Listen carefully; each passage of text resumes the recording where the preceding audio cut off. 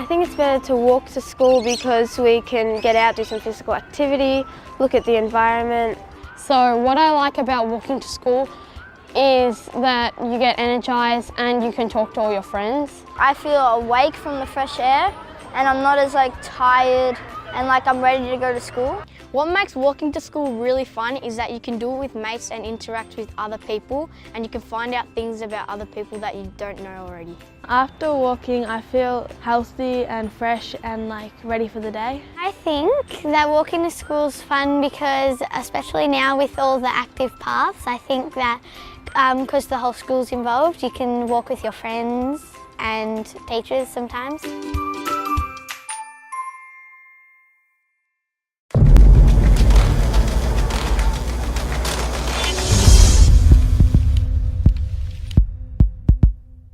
So we're heading to Crown Street Stables Cafe in Flemington, where they offer this incredible program giving people with a disability opportunity to have real job experience. So I'm excited to get in there and have a chat to them.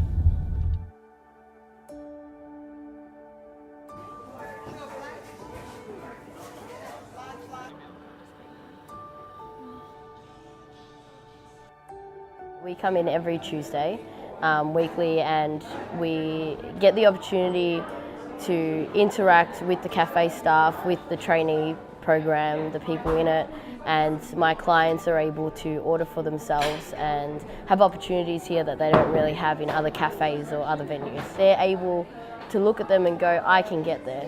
And some of my clients have said that to me before. They've said, you know, I can work here, I can do that. I can work somewhere else that their field that they prefer to do, you know, and that's really special because they see someone that they can relate to.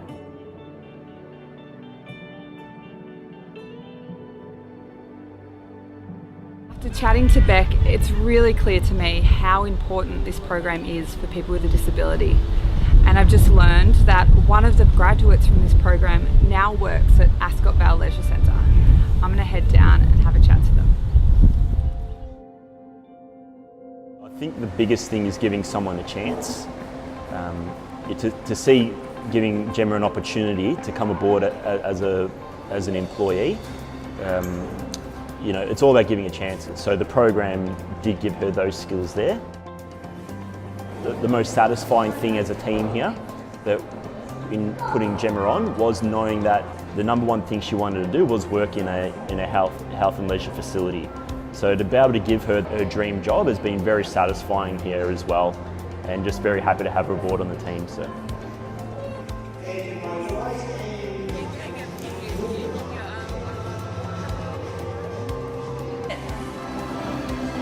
Hi, I'm Gemma Berry and I work at Ascot Vale Leisure Centre. I'm in charge of the customer service, and so I'm helping the gym, taking a class for the oldie over 50 years old. My favourite part of the traineeship was meeting people and meeting customers. And I like to meet lots of people, and it was very interesting because I got to learn lots of stuff. It helped with my confidence, and I'm better talking now than I was before. If you're thinking about doing the traineeship, you should do it because it gives you confidence, and when you move out, you can cook for yourself and all that. I would love to see more places like Ascot Vale Leisure Centre giving people with a disability a chance. Gemma is the perfect example of why we as a community should support businesses like Crown Street Stables Cafe. Something as simple as a piece of cake and a coffee could really make an impact.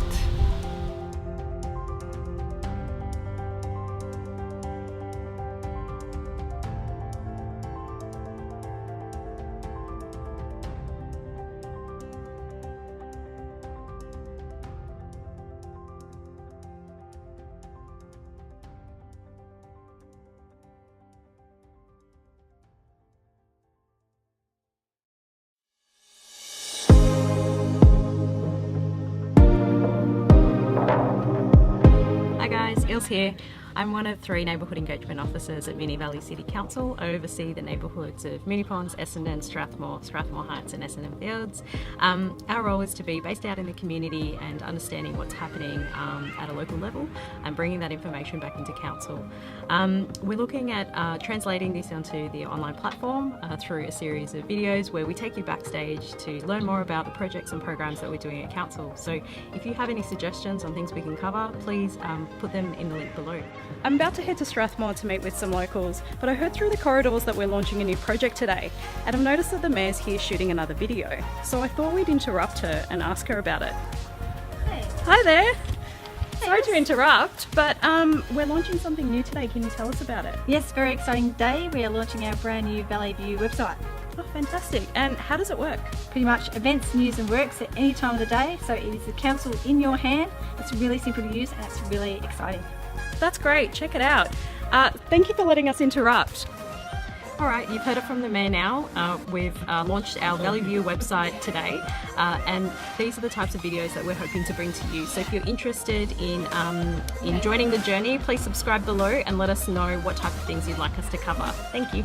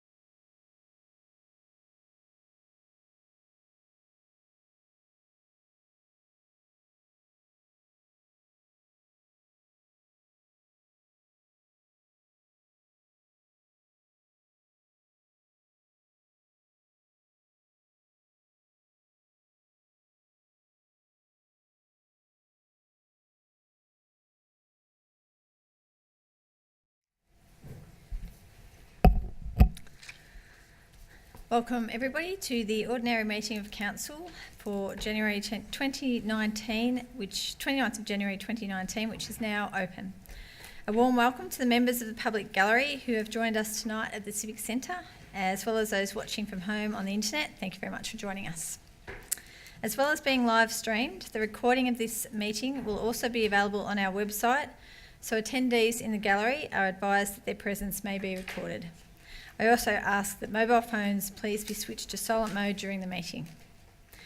Before we begin our formal proceedings, I'd just like to let you know that our brand new Valley View website was launched today. The site covers the latest news, events and works and has some great, amazing interactive features. So residents can actually add their own events to the website so everyone can see them, and they can pin their location to a map to find out what's on within a 20-minute walk. So it's really exciting. It's pretty much having the council right in your hand. So finding ways to connect with our community is very, very important to us. And this site is another way that we can share what's happening in our city with anyone who lives, works, studies or visits here. So if you haven't already yet, please make sure to visit valleyview.mbcc.vic.gov.au to have a look, and please let us know what you think. On behalf of Moonee Valley City Council, I respectfully acknowledge the traditional custodians of this land on which we meet, the Wurundjeri people of the Kulin Nation, and pay my respects to their elders, spirits and community members past and present. I'd also like to extend this respect to other Aboriginal and Torres Strait Islander peoples here today. Councillors, there are 2 apologies for tonight's meeting, from Councillor Cusack and from Councillor Serace. So can I please have a motion that Councillor Cusack's and Councillor Serace's apology be accepted? Councillor Marici, a seconder.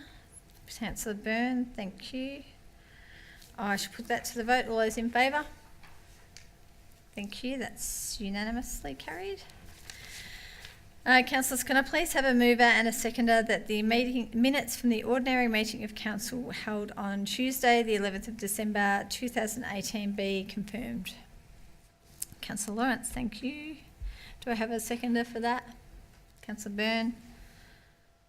Thank you. Any questions for the minutes? No. I shall put that to the vote. All those in favour? All those in favour, all those against? Councillor, sorry, you still have to vote either in the affirmative or negative. Okay, so I'll just call out again. I'll put that to the vote. All those in favour? That's carried unanimously. Thank you. Does any councillor have a conflict of interest in any item on the agenda this evening? No, thank you.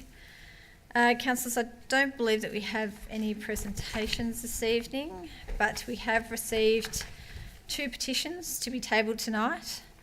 The first petition is signed by 42 residents requesting the crossing supervisor at the Mount Alexander Road - Wellington Street intersection outside Flemington Primary School has extended hours on the last day of every term.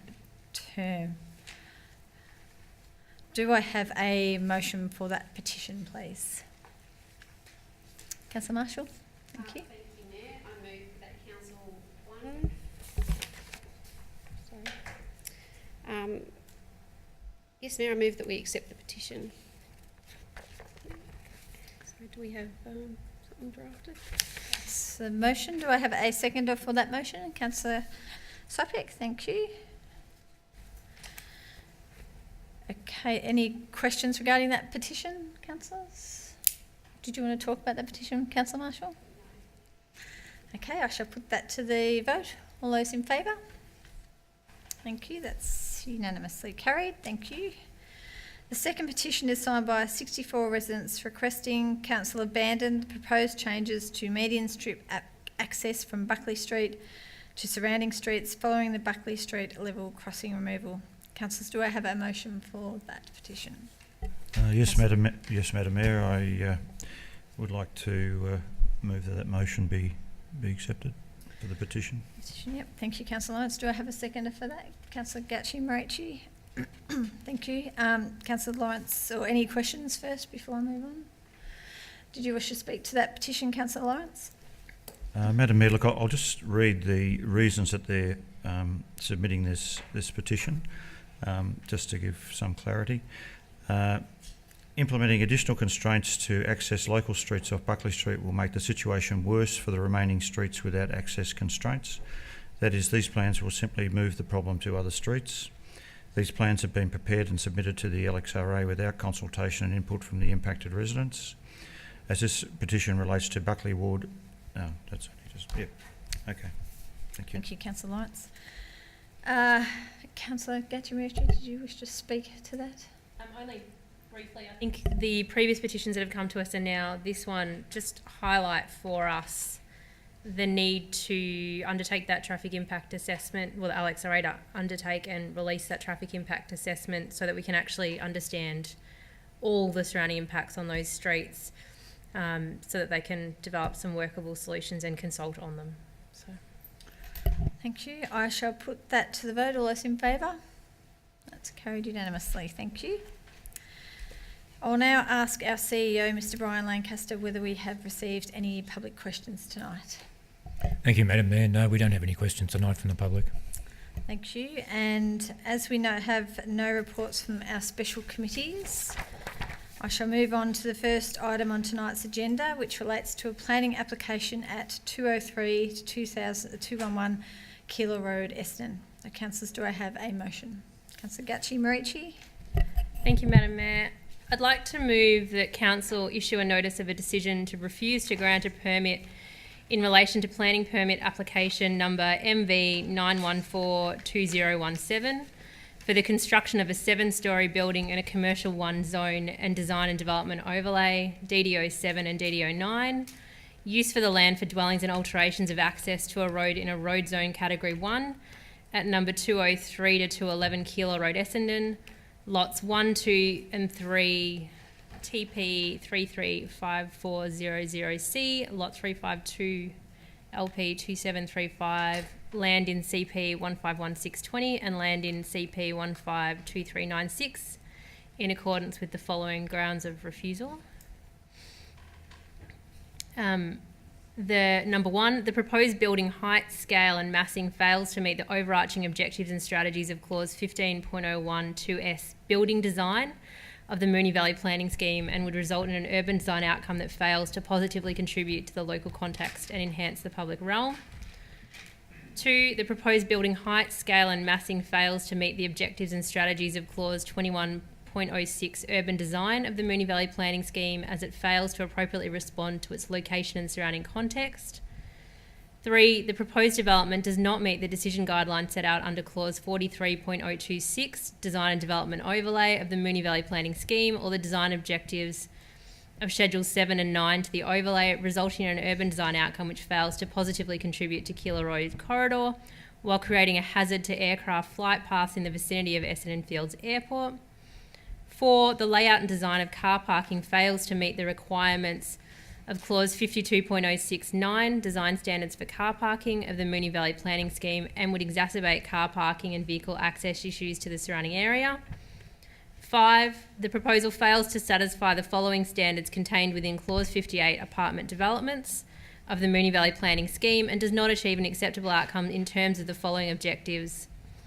A, clause 58.041 building setback. 2, clause 58.042 internal views. C, clause 58.051 accessibility. D, clause 58.053 private open space. E, clause 58.071 functional layout. F, clause 58.072 room depth. And G, clause 58.073 windows. The development would present a visually dominant and unsympathetic built form to the area and will have an adverse effect on the residential amenity of neighbouring land. And 7, the proposal will have an adverse effect on the internal amenity of residents within the proposed development. Thank you, Councillor Gacci-Marici. Do I have a seconder for that motion? Councillor Lawrence, thank you. Councillors, are there any questions regarding this motion? Councillor Gacci-Marici, would you like to speak to the motion? I will briefly, just given how long that refusal was.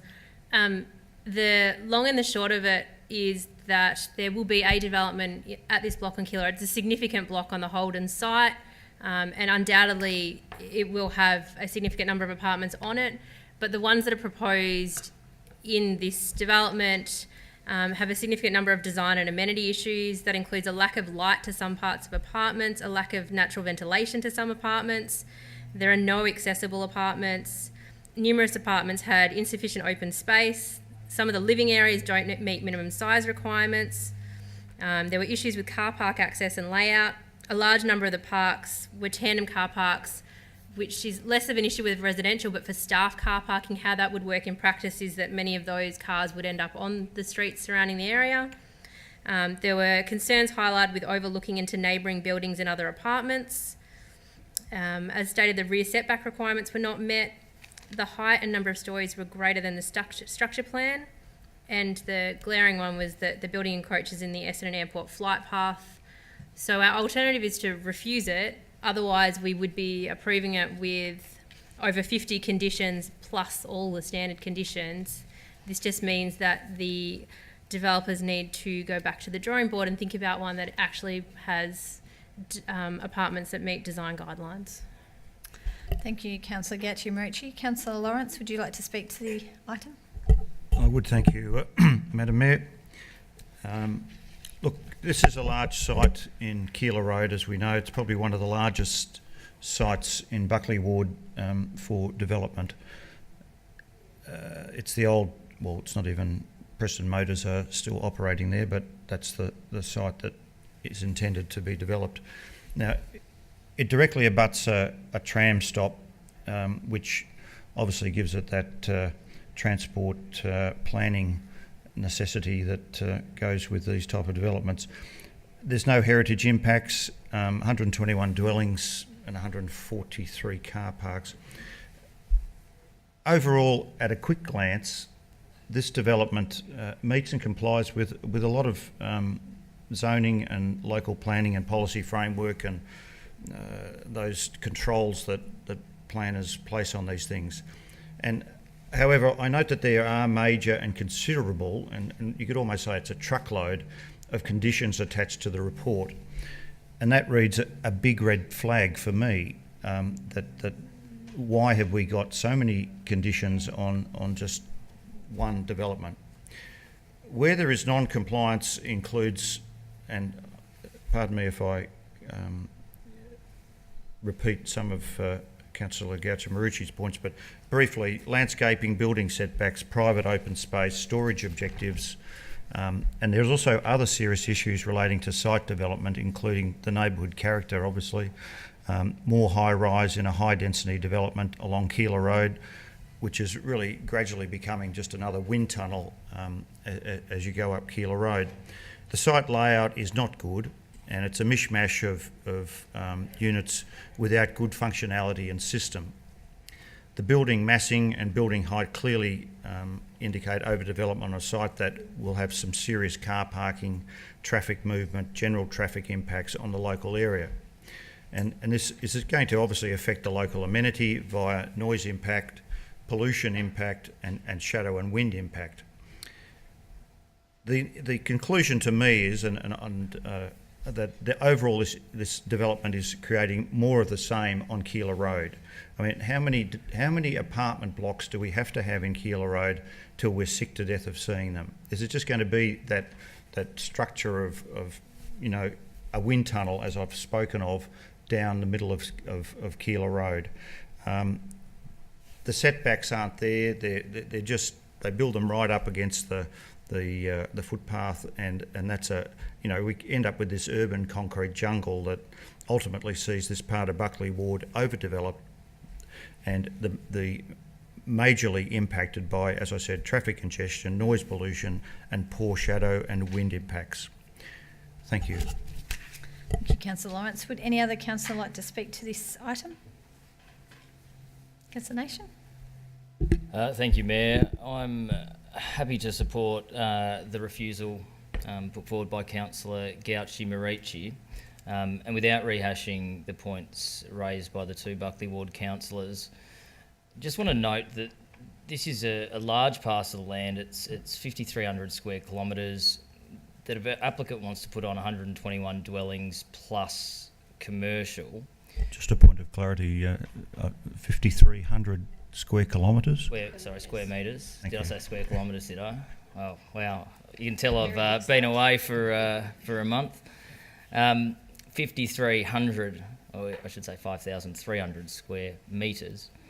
The disappointing thing is, with a development of this size, that there are still some really glaring inconsistencies when matching up with that DDO 7. The DDO 7 Precinct 3 has a preferred maximum building height of 21. Now, after all the work that's been put into, obviously, an application of this size, it's 24.2. It exceeds it. It flaunts the rear setback of 3 metres in the DDO 7. It's only 2.8. We know that's a sensitive interface. For the rear setback above 3 stories in height, the DDO 7 has a guideline of 8 metres. This application in certain areas is only 6.6. So the point I'm trying to get at is there's been a significant amount of work that goes into an application like this, yet there's still a blatant disregard of that DD07. And that's disappointing, because I think we all acknowledge that on a block of this size, 5,300 square metres, not kilometres, metres, something will happen, but there are controls in place for a reason, and this application clearly does not, disregards those controls, and therefore I'm more than happy to support this refusal. Thank you, Councillor Nation. Any other councillor wish to speak to this motion?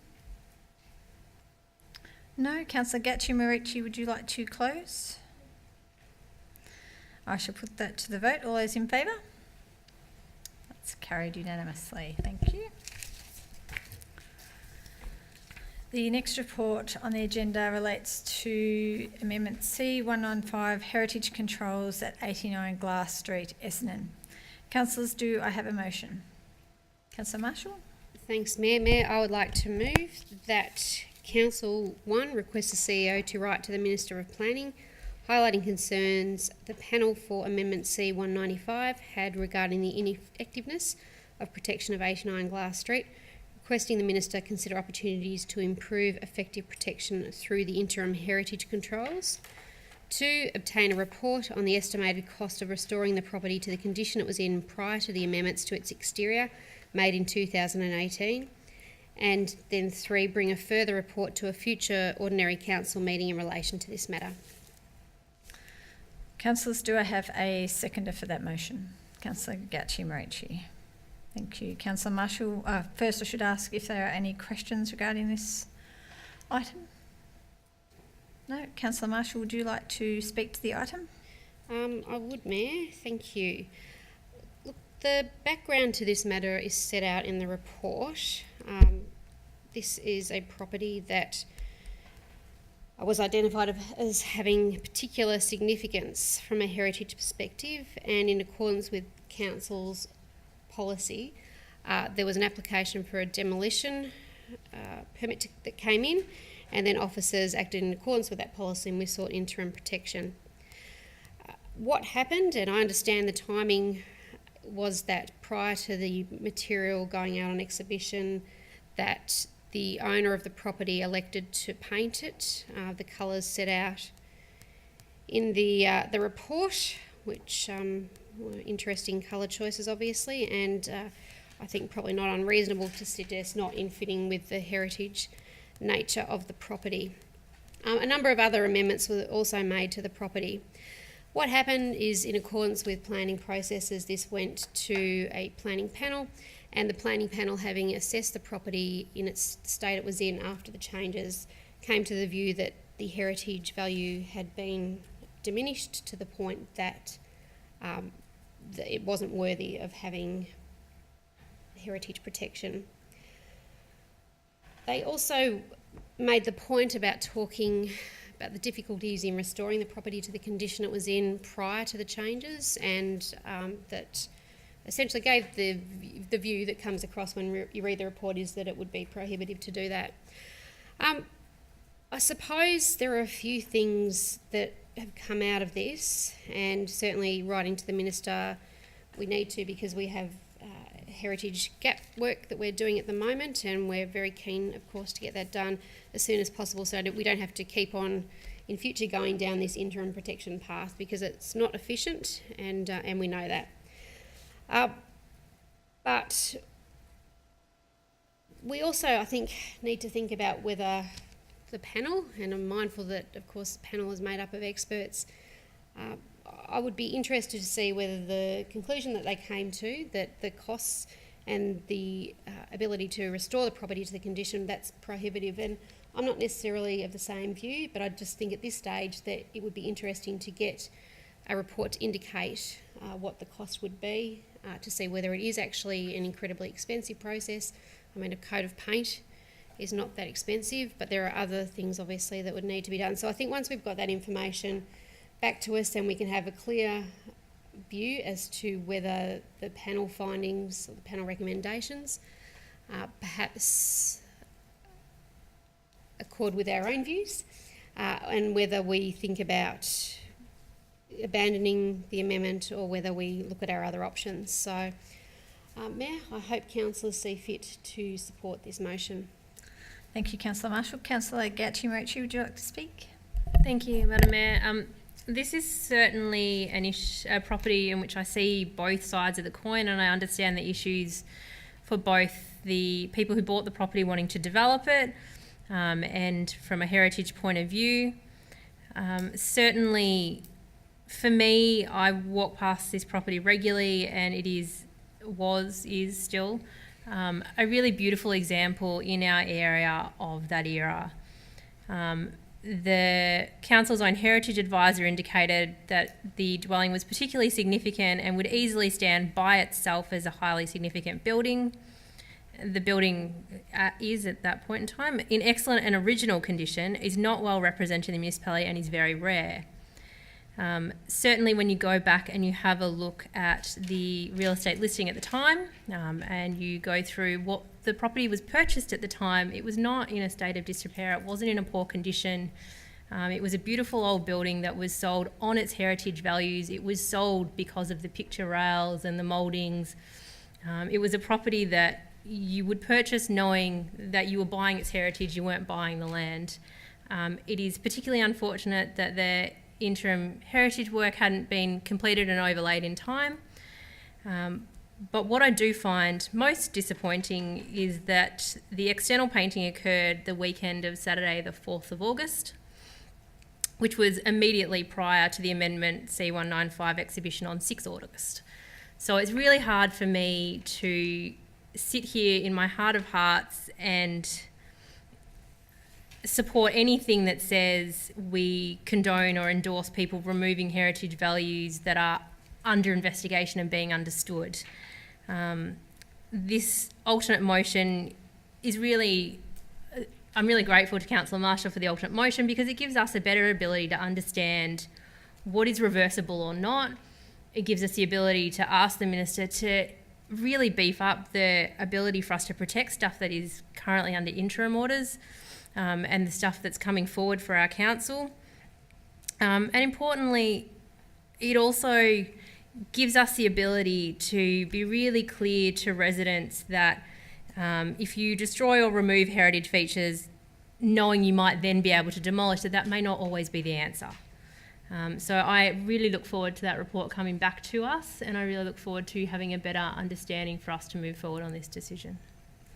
Thank you, Councillor Gacci-Mochi. Any other councillor wish to speak to this item? Councillor Byrne. Thanks, Madam Mayor.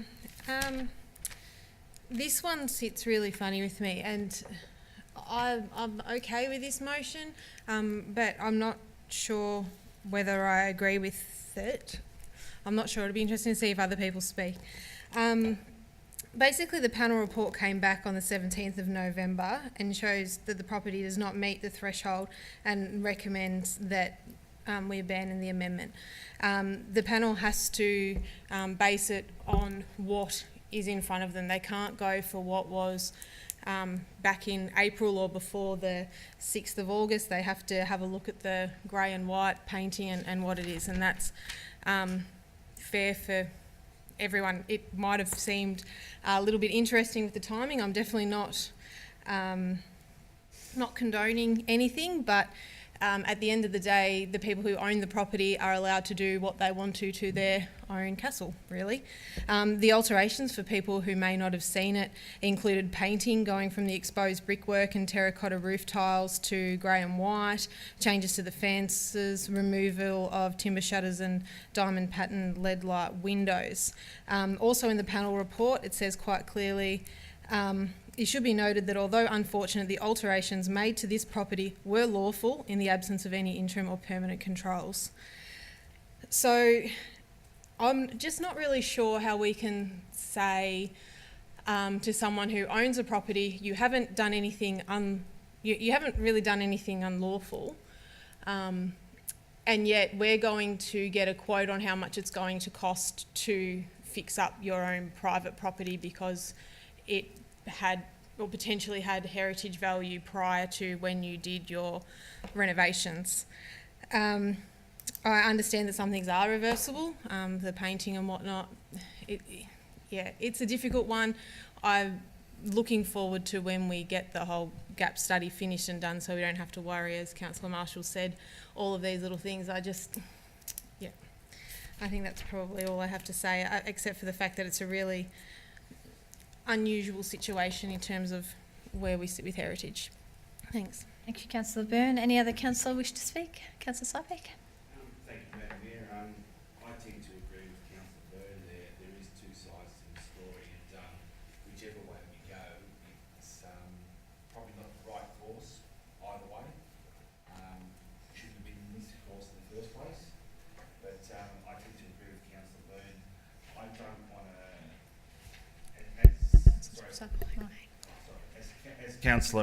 as Councillor Marshall said, the panel are a panel of experts and they have made a decision, and we can get another report, but who do we go to other experts to get another report? I don't want to set a precedent as well so that every other heritage property gets challenged and then we have to go and get retrospective reports on what the property used to look like in 20 years ago or 10 years ago. So whichever way we go with this, it's going to be setting a precedent one way or another. So I will then have to fall back on the panel's advice, the experts' advice, and we'll have to go. I believe that's the decision that we should be making. Thank you, Councillor Sypek. Any other councillor wish to speak? Councillor Lawrence. Thanks, Madam Mayor.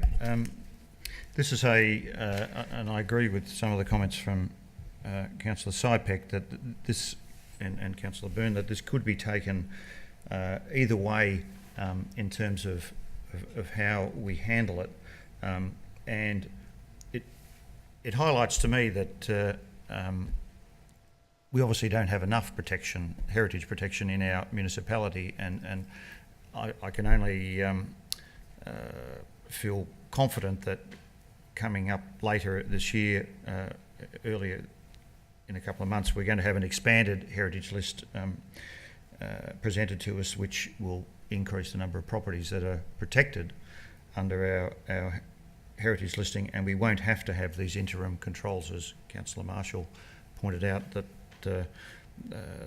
we're just chasing our tail a bit on where they end up. So protection of our heritage is vital to ensure that there is a semblance of our history going forward for the next generation and those coming after. So we've got to put that in place now before these properties do get demolished. And that is the critical aspect of what I see about. I mean, we've lost enough heritage properties as it is. So it's vital that we as councillors take this approach that we have to protect what we have now and not leave it up to future generations to protect, because they won't be there. The precedent issue is also one that can be taken both ways, and that is that if purchasers of property see the opportunity that a property that is potentially heritage in its construction is then demolished, and because there's a gap in the arrangements that council's put in place, then we, by not doing something now, are creating some sort of precedent that someone comes along and said, well, the last bloke got away with it, I can get away with it. So we have to tighten that up and ensure that. So I think this is a useful exercise that and it may fail, but at least we're having a go, and we're setting some message out there to say, well, we're not prepared to lose our heritage. Thank you. Thank you, Councillor Lawrence. Any other councillor wish to speak? No. Councillor Marshall, would you like to close? Look, just briefly to say, excuse me, thank you for the contributions to the debate from the councillors. I think one of the things about heritage, and particularly heritage in Moonee Valley, is that for a number of years now there's been a significant amount of work. So if you have a property in Moonee Valley that's been identified, and in this instance I understand that the purchaser purchased the property when it had been identified in the heritage gap study, so you kind of wonder why people bother to purchase heritage homes if they are not going to love them, respect them, and instead seek to try and demolish them. Our heritage gap study cannot be finalised soon enough, and it will hopefully avoid situations like this, but you just hope that people can have a greater understanding and respect and appreciation of some of the most beautiful homes that we have in Moonee Valley, and it's unfortunate that in this instance that hasn't occurred. Thank you, Councillor Marshall. I shall put that to the vote. All those in favour? All those against? That is carried, but I shall read out the names. Sorry, all those in favour? That's Councillor Nation, Councillor Marshall, Councillor Sharp, Councillor Gachi-Marici and Councillor Lawrence. And all those against is Councillor Sypek and Councillor Byrne. Thank you, that motion is carried. The next item on the agenda is the Planning Scheme Amendment C179, adopting the Significant Tree Register and applying tree protection controls. Councillors, do I have a motion? Councillor Marshall? Yes, move a motion in the form of the officer's recommendation. Thank you. Do I have a seconder for that motion? Councillor Sypek, thank you. Councillor Marshall, first I guess I should ask if there are any questions regarding this motion. No questions. Councillor Marshall, would you like to speak to the motion? I will briefly, because we have spoken about this a number of times now and we're at the pointy end, if you like. We've clearly been keeping the panel very busy, which is, I suppose, both good and bad. And I think this is a really good example of where our strategic work has been proven to be well justified.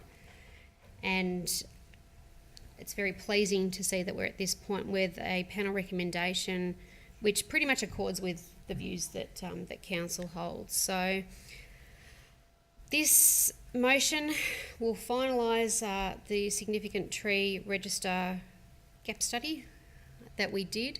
Again, we'd initially been doing an annual review, but that was not efficient. And I think this was a really sensible way to proceed. There were some trees that aren't included, and the panel report sets out the reasons why. Some of them were removed again, and there is enforcement action being taken against some individuals who removed when they shouldn't have. And there are also other trees that were removed having gone through a process that was approved by Council. So this will increase the number of trees that have protection very significantly. And it was highlighted in the report too that we see the effectiveness and the importance of these types of controls for our trees when it comes to the issue with Newmarket Station. And the fact that there is a trigger for a planning permit trigger for works and amendments, trimming or whatever it might be to those trees, I think is it just shows the value that going through these processes and having these types of controls in place has. So there's a great, very long, but very detailed description too of the various trees. So anyone who has an interest, you're more than welcome to have a look through the detailed description of the trees. Thank you, Councillor Marshall. Councillor Sypek, would you like to speak to the motion? Yes, thank you, Madam Mayor. In principle, I agree totally with the tree register, and it's been very, very well documented, because we do need to preserve the canopy of our city, and actually, if anything, we should be increasing the canopy shade of our city to keep it cooler and to keep the whole city in a far more healthier state.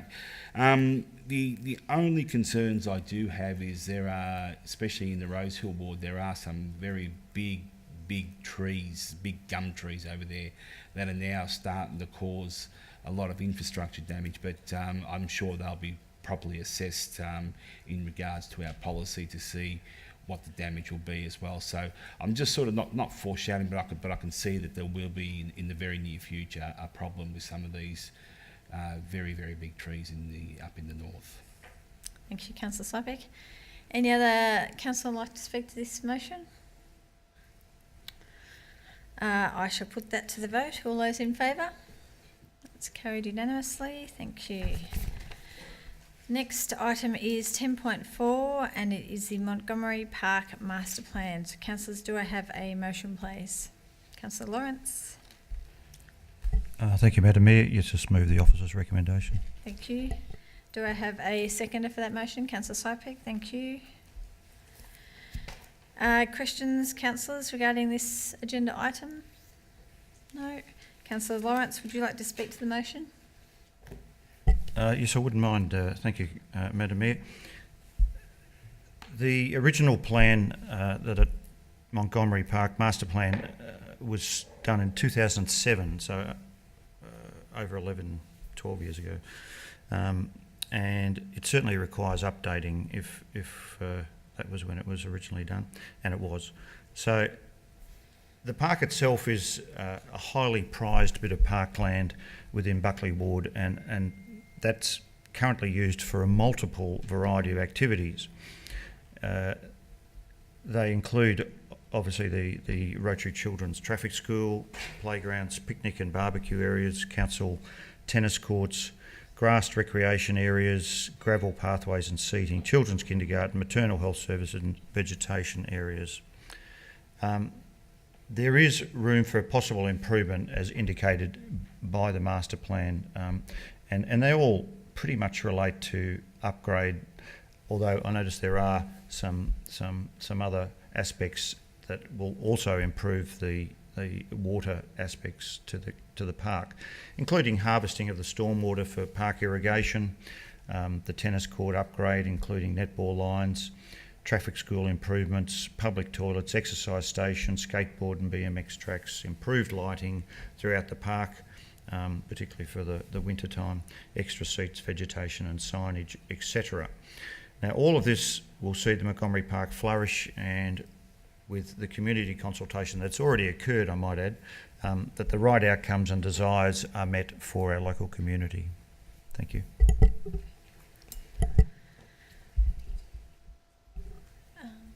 Doesn't need to be a formal amendment. Doesn't.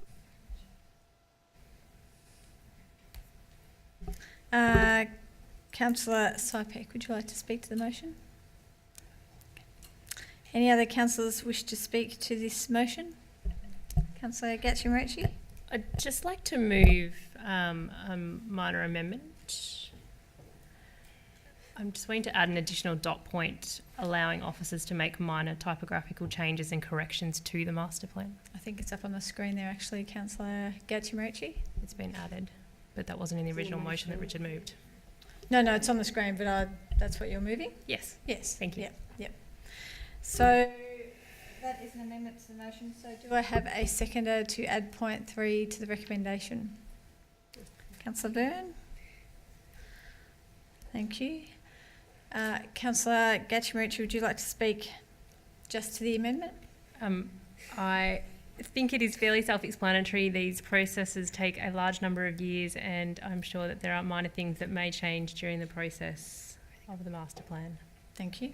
Councillor Byrne, would you like to speak to the amendment? No. Any other councillor wish to speak to the amendment? Okay, I shall put the amendment, point 3, to the vote. So all those in favour of point 3? Thank you, that's carried unanimously. So now we go back to the substantive motion.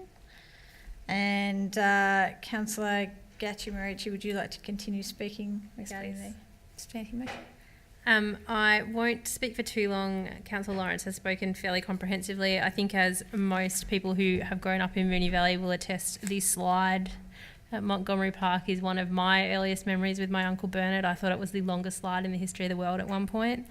It's obviously not as long as I thought it was at the time, but certainly optimistic that we can keep that one. And things like the traffic school are an integral part of growing up in Moonee Valley. So Montgomery Park is a real asset to our community, and this master plan ensures it will continue to be so, with relevant upgrades and improvements for many years to come. I'm mindful of establishing expectations. Master planning processes are a short process in terms of developing information, consulting with residents and coming back, but then for a lot of residents you won't see the actual infrastructure and improvements at your doorstep for many years to come, because they end up in capital works programs, and I'm mindful of residents having a good understanding that this is the plan for Montgomery Park. You just might not see it for a few more years. And similarly, I'm really keen to see what the early years integration and expansion looks like. It seems really sensible, but I look forward to a future report on what that means in practice as well as in dollars, because it might be something that is prohibitive at the time, but I certainly look forward to Montgomery Park of the future being exciting and awesome and cool. Thank you, Councillor Gatchimorici. Would any other councillor like to say a few words about this motion? Councillor Byrne, yep. Thank you, Madam Mayor. I love master plans. I think that they're great, but I think they're only great when they can be implemented in a timely manner. In saying that, I'll start off with just something small that you're probably interested in, which is the dog park, because I know how much you had to do with the Alf Pierce dog park. There was a lot of consultation in regards to turning Montgomery Park having a off-leash area, and I found it quite interesting in the report for people who may be listening online and haven't read the whole report, that although there was interest, it's not really an appropriate place for an off-leash dog park, considering the early years area and how it's used by so many kids. So I thought just that was well thought out by the officers, and even though there was the community requests for that, and it will still be used as an on-leash dog park, sort of an unofficial one. But back to the implementation, people might be looking at the implementation plan. I suppose it's a little bit frustrating for everyone who's submitted their feedback forms, showed up on the day, or the couple of days through the consultation phase, and put forward their ideas, and that the first time they're actually going to see any construction will be in 2023, 2024, which is obviously quite a way away.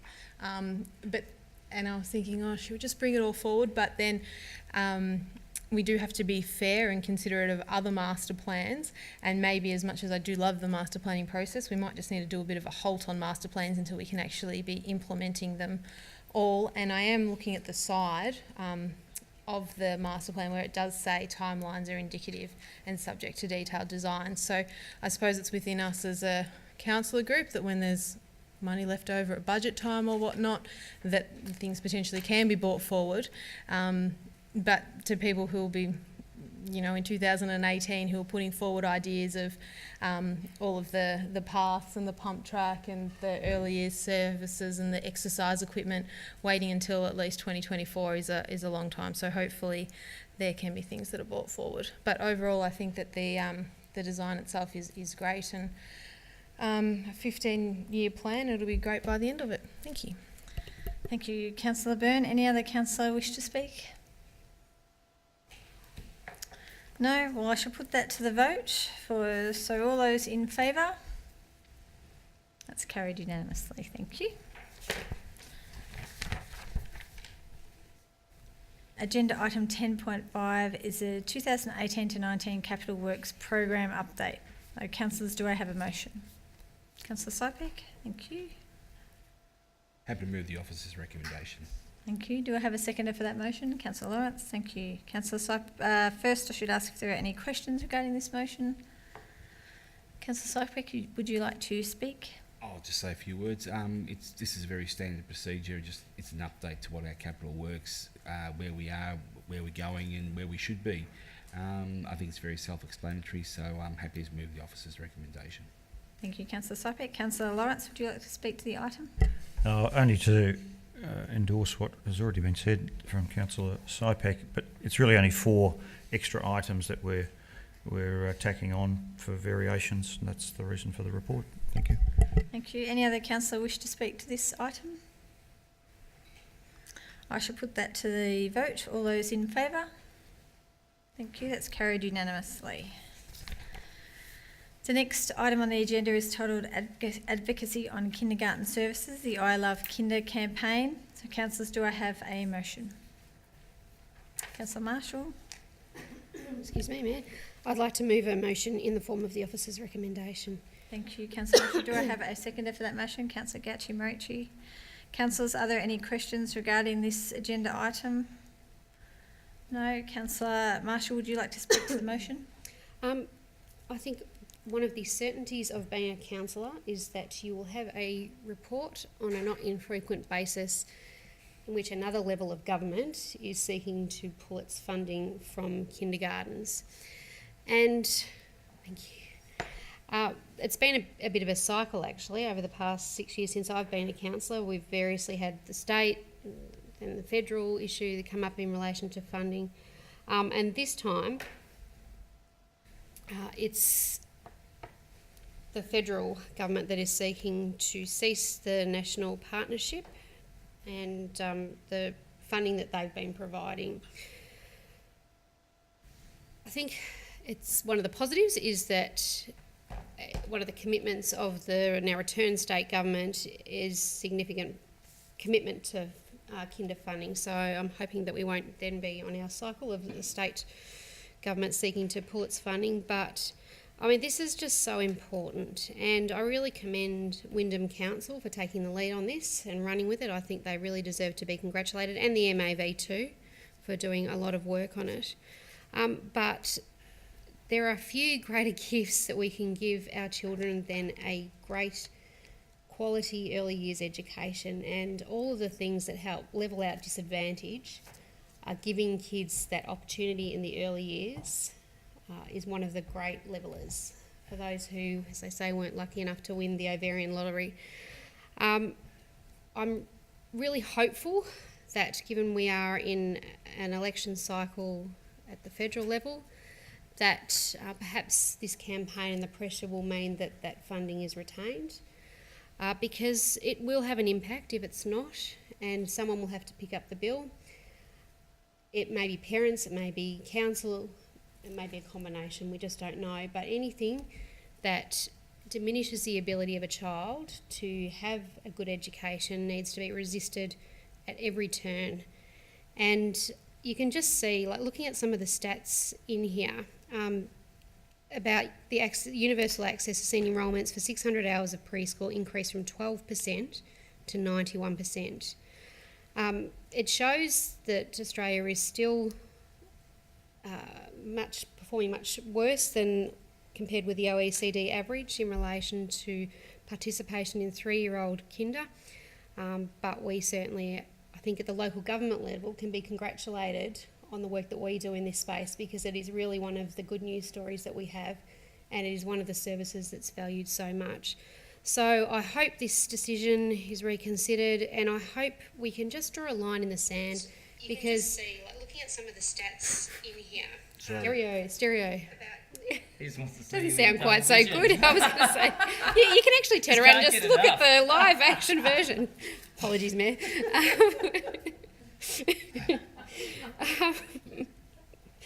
But of all the things that should be used as a political football, early years education shouldn't be one of them. So let's hope the campaign's successful, and let's hope that we can have a commitment to long-term funding from all levels of government, because everyone deserves the best start that they can to life.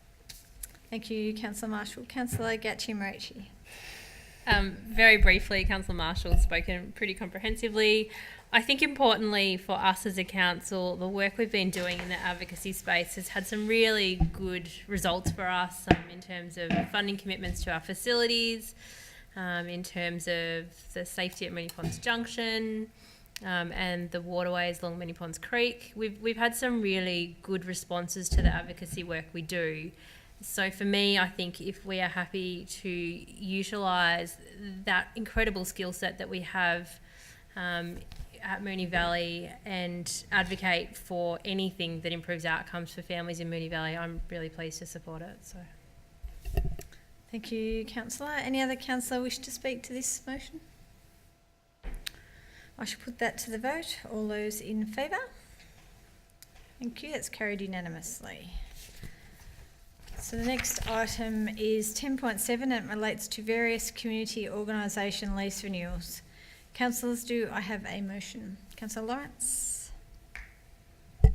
Yes, I just wish to move the officer's recommendation. Thank you, Councillor Lawrence. Do I have a seconder for that motion? Councillor Byrne, thank you. Councillors, any questions regarding this agenda item 10.7? Councillor Lawrence, would you like to speak to the motion?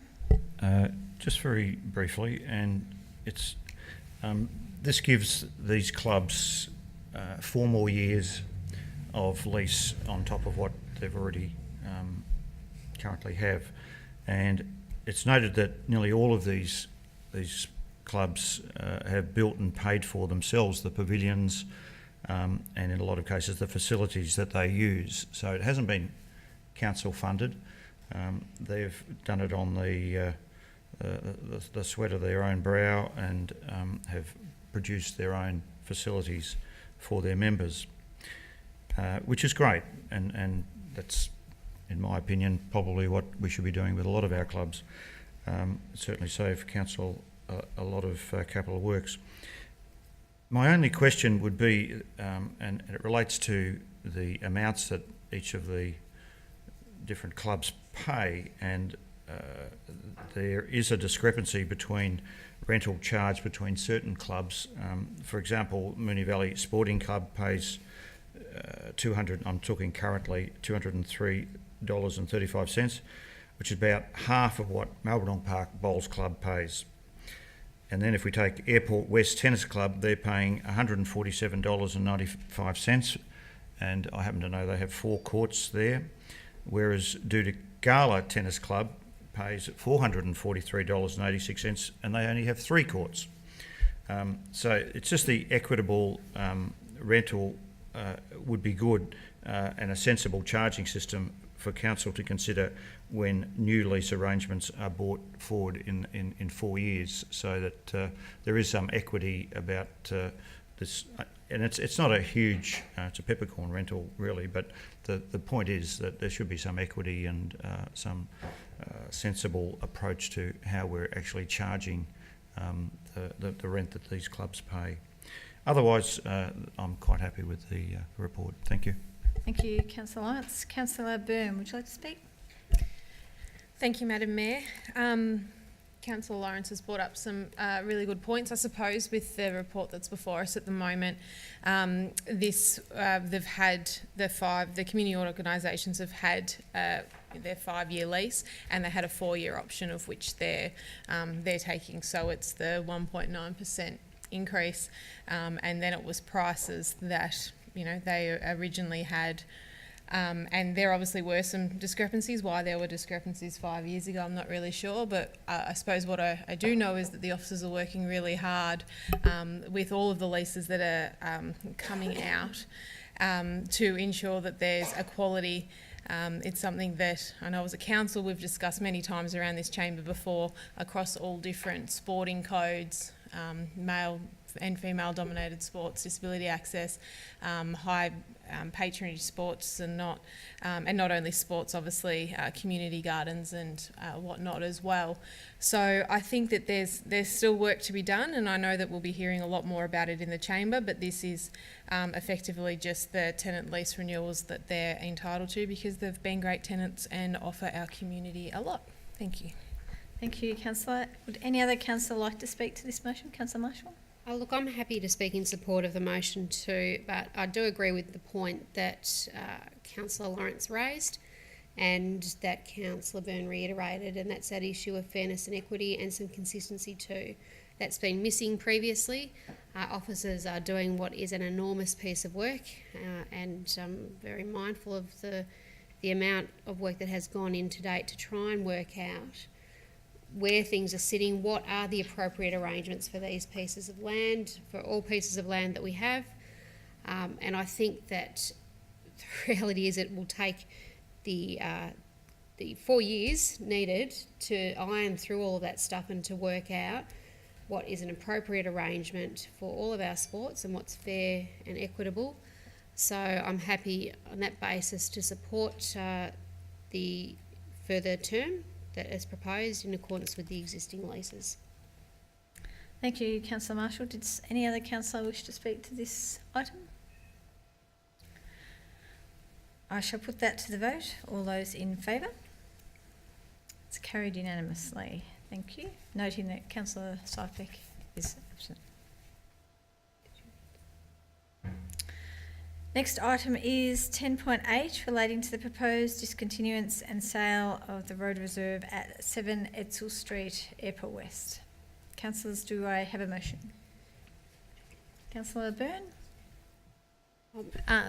Mayor, I was just going to request, given this is in Councillor Sypek's ward, whether we adjourn for a couple of minutes to allow him to come back. I'm just mindful about that there's only one ward councillor present. One more councillor. Well, we can. He's probably only 2 seconds away.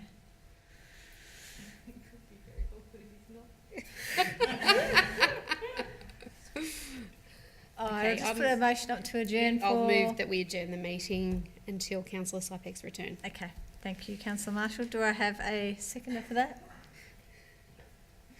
Can you go on? Seconder? Gatti Marici. Seconded by Councillor Gatti Marici, so we shall put that to the vote for the adjournment. Okay, unanimous, thank you. So meeting is adjourned just until Councillor Sypek comes back to the chamber.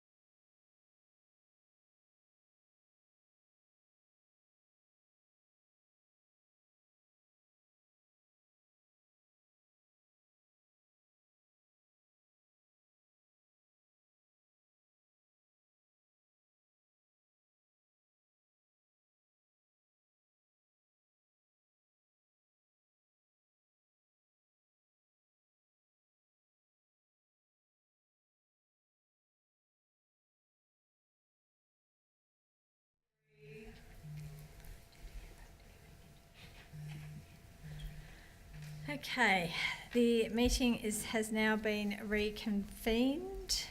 Do I need to, just checking, do we need to vote on bringing it back into, no, okay, just checking, okay. So we shall continue where we left off, which was mover for agenda 10.8 for the proposed discontinuance and sale of road reserve at 7 Edsel Street, Airport West. So the officer's recommendation has been moved by Councillor Byrne. Do I have a seconder for that motion? Councillor Sypek. Thank you.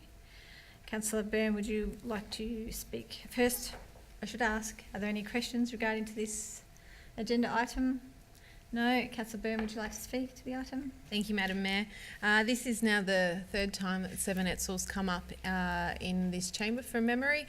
Basically at the start of last year, whilst I didn't agree with the planning application and voted against it, it was approved for development on the site, and with that came that the owner would have to buy the front piece of land, which was technically the nature strip, but the nature strip was attached to the land. land. Then it came back to the Chamber in November and we agreed to put it out for public consultation and there were no public notice and there were no submissions received. So this is to consider the discontinuance and sale of that land that nobody else would actually be able to use, because you would actually, if you didn't know any better, think that it was already a part of that property anyway.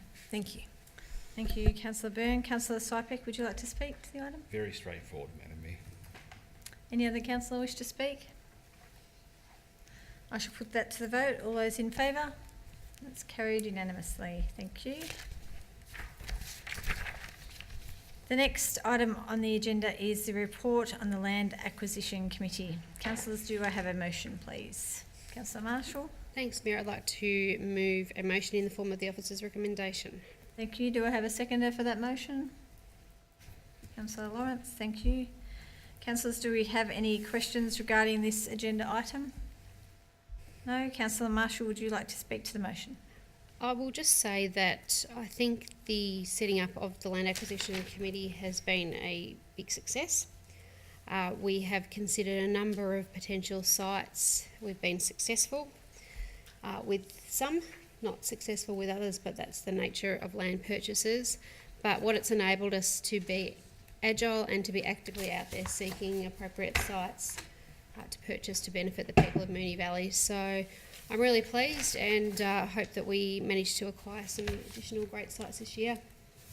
Thank you, Councillor Marshall. Councillor Lawrence, would you like to speak to the motion? No, I'm right. Thanks, Madam Mayor. Any other councillor wish to speak? I shall put that to the vote. All those in favour? That's carried unanimously. Thank you. Item 10.10 is a report on assemblies of councillors. Councillors, do I have a motion? Councillor Sypek, thank you. Happy to move the officer's recommendation. Thank you. Do I have a seconder for that motion? Councillor Byrne, I think got there just in front. Councillors, are there any questions regarding 10.10? Councillor Sypek, would you like to speak? Councillor Byrne, would you like to speak? Just quickly, if anyone wanted to look at what was been discussed in the assemblies of councillors, it includes everything from booking systems to occasional care to capital works to Ascot Vale Leisure Centre. Thanks. Thank you. Any other councillor wish to speak to this item? I shall put that to the vote. All those in favour? It's carried unanimously. The next item is notices of motion, and we have one notice of motion tonight, councillors. So I would like to call on Councillor Sypek to present his notice of motion entitled Review of Municipal Boundaries. Thank you, Madam Mayor.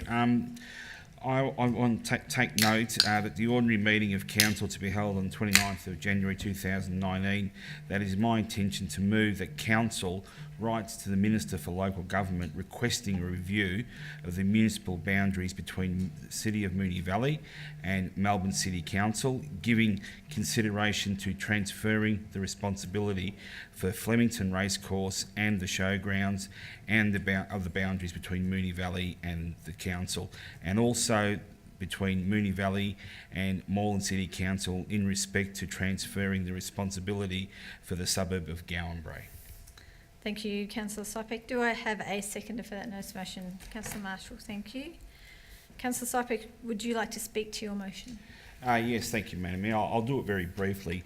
Basically, the showgrounds and Flemington Racecourse used to be in the old city of Essendon and previously in the city of Moonee Valley.